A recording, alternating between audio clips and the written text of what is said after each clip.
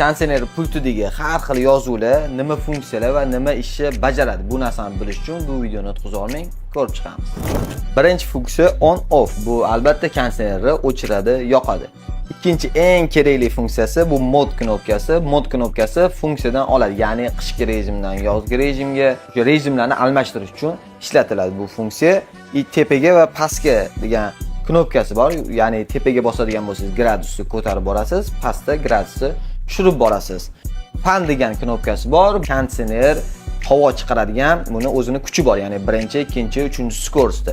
Sizlar shu fan orqali shuni ko'paytirib, kamaytirsanglar bo'ladi. Keyin turbo funksiyasi. Bu uyda agar mehmon ko'payib ketib qolganda, kerakli darajada muzlat bera olmasa, turbo funksiyani yoqadigan bo'lsanglar, konditsioner o'zini maksimumdan ko'ra nisbatan ko'proq havo chiqaradi va kuchliroq bo'lib ishlab, tezroq muzlatib, tezroq isitib berishi olib keladi. Kimdadir bo'lishi mumkin, kimdadir bo'lmasligi mumkin. Ya'ni jalyuzi konditsionerni havo uflayotganda chapga, o'ngga, tepaga, pastga qilib beradigan funksiya mavjud. Har bittasini alohida boshqariladi. Ya'ni chapga, o'nggasini alohida boshqarishingiz mumkin, tepaga, pastga bo'lishini alohida boshqarishingiz mumkin. I feel degan knopkasi bor. Bu nima qiladi?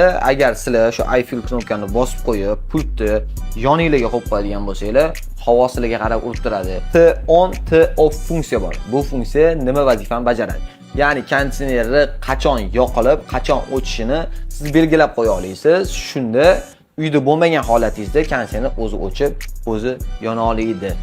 Ko'pchiligi qiziq bo'lgan archa funksiyasi bu nisbatan zarari kamroq qilishni beradi, ya'ni ekologik chisti qilib, lekin konditsioner motionsga nisbatan pastroq ishlab beradi. Kimdadir bo'lishi mumkin, kimdadir yo'q. Xo'p, domik funksiyasi bor. Agar siz buni bosib qo'yadigan bo'lsangiz, uydagi havoni tashqaridagi havoni ichkariga olib kirib, ya'ni sirkulyatsiya hosil qiladi va uydagi zararli havoni tashqariga haydab chiqarib beradi.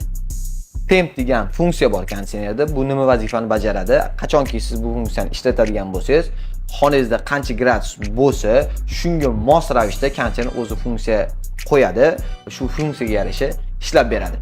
Clock degan knopka bor. Bu knopka, ya'ni pultdagi soat. Обычный o'zi qo'lda bilinsa soat bo'ladi. Pultingizda LIGHT, ya'ni light knopkasi bo'ladigan bo'lsa, bu kech payt ishlatiladigan narsa. Agar ko'zingiz ko'rmayotgan bo'lsa, shu knopkani bosadigan bo'lsangiz, ekran yonadi, pult ekran.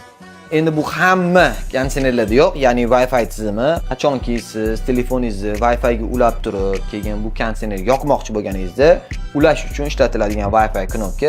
Yana bir eng kerakli funksiyalardan bittasi sleep funksiyasi. Bu nocnoy rejim bo'ladi. Nocnoy rejimi afzal tarafi nimadaki, do'shi juda ham past bo'ladi va medlenni ishlab beradi. Mazza qilib uxlashingiz uchun juda ham foydali bo'ladi. Bu aytgan hamma funksiyamiz deyarli hamma konditsionerda bor va eng kerakli funksiyalardan bittasi. Agar siznikida qanaqadir boshqacha bo'ladigan bo'lsa, qarang, baraka topkur, knishkasi bor. Knishkasini ochadigan bo'lsangiz, qaysi funksiya nima vazifani bajarishi ko'rsatib o'tilgan. Agar yo'q, men knishkani ochib o'tirmayman deydigan bo'lsangiz, mana shu video sizga qo'l keladi. Agar video yoqqan bo'lsa, bitta like, tanishlarga jo'natib qo'yamiz, chunki bu video foydali bo'lishi kerak. Siz ham o'z hissangizni qo'shib qo'ying. Bunaqa videoni o'tkazib olmaslik uchun obuna bo'lib qo'yishni unutmanglar.